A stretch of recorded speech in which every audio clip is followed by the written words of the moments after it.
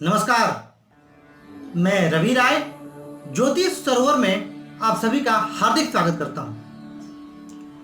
प्रिय दर्शकों, मुझे अत्यंत खुशी है जिस तरीके से आप लोगों का प्यार और स्नेह मुझे मिल रहा है, जिस तरीके से आप लोग कार्यक्रम को लाइक कर रहे हैं, कमेंट कर रहे हैं और अपना प्यार प्रदत्त कर रहे हैं, मैं अभिभूत हो गया हूं। प्रिय दर्शकों, हमने आप ही के लिए एक खास कार्यक्रम सवाल जवाब श्रृंखला का शुभारंभ किया है। इस कार्यक्रम के अंतर्गत आप हमारे किसी भी वीडियो पर अपने प्रश्न पूछ सकते हैं। ज्योतिष से संबंधित यदि आपकी कोई जिज्ञासा है तो वह भी आप पूछ सकते हैं, हम अपने कार्यक्रम में उसका जवाब देंगे। आज जिस विषय पर हम चर्चा करेंगे उसके लिए मुझे कई सारे मैसेजेस प्राप्त हुए। मैं इंस्टाग्राम पे भी हूँ, एस्ट्रोलॉजर रवि राय के नाम से। आप लोग वहाँ भी मुझे फॉलो कर सकते हैं। वहाँ भी मैं लगातार कुछ ना कुछ ज्योतिष संबंधी बातें बताता रहता हूँ। तो वहाँ भी कुछ मैसेजेस आए।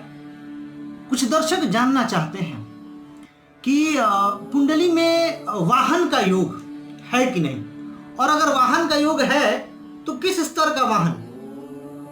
जो बाइक पर है वो कार लेना चाह रहा है, और जो कार पर है वह BMW और मर्सिडीज लेना चाह रहा है, और जिनके पास वो है वो उससे भी महंगी गाड़ियां लेनी चाह रहे हैं, जैसे ऑडी, जैगवार, ये गाड़ियां लोग लेना चाह रहे हैं। तो ये सारी चीजें जो हैं, ये सारी चीजें भी डिसाइड होती हैं आपकी जन्म कुंडली से। आज एक वृहद चर्चा होगी इन विषयों पर कि वह जन्म कुंडली में वह कौन सा भाव है और वह कौन से ग्रह हैं जो इसके लिए उत्तरदायी हैं वाहन सुख के लिए। तो देखिए दर्शकों, सबसे पहले जिस स्थान की मैं बात करूं तो वह है जन्म कुंडली का चौथा स्थान, जो कि सर्वाधिक महत्वपूर्ण है। चौथा स्थान से भूमि, भवन, वाहन इत्यादि का विचार किया जाता है।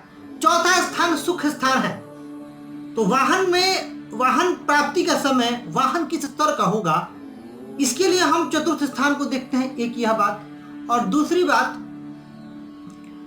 कुंडली में शुक्र की क्या स्थिति है, क्योंकि भोग विलास ऐश्वर्य के नैसर्गिक कारक ग्रह कौन होते हैं? शुक्र होते हैं। तो शुक्र की स्थिति देखनी होगी। जन्म कुंडली में चतुर्थेश की स्थिति देखनी होगी, जन्म कुंडली में धनेश की स्थिति देखनी होगी, और जन्म कुंडली में भाग्येश और लाभेश की स्थिति देखनी होगी। इन सब का एक सटीक आकलन के बाद ही हम किसी निष्कर्ष पर आ पाएंगे कि किस स्तर की गाड़ी होगी आपके पास, किस स्तर का वाहन होगा आपके पास। तो सबसे पहले आ जाते हैं कुछ सूत्र, मैं बता दूं आपको। देखिए, चाहे आपका लग्न कोई भी हो, यदि जन्म कुंडली में आपके चतुर्थ स्थान के स्वामी बलि हो गए तो ये इस बात की गारंटी है कि आपके जीवन में वाहन सुख रहेगा।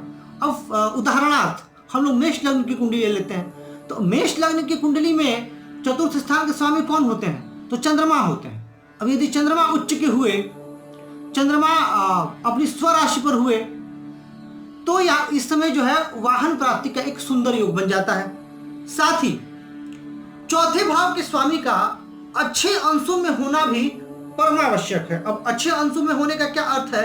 अच्छे अंशों में होने का अर्थ है कि डिग्री वाइज ग्रह जो है वो अच्छे हों।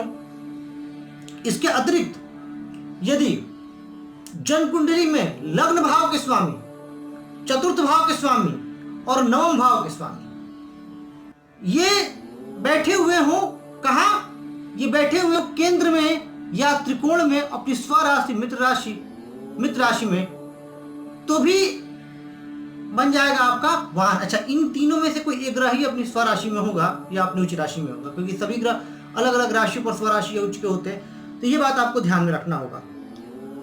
दूसरे भाव के स्वामी और चौथे भाव के स्वामी में स्थान परिवर्तन का योग हो तो भी वाहन सुख मिलता है। अच्छा, अब यहां पर ध्यान देने वाली बात यह है कि उच्च स्तरीय वाहन। अब उच्च स्तरीय वाहन के लिए कुछ तो बता दूं मैं आपको।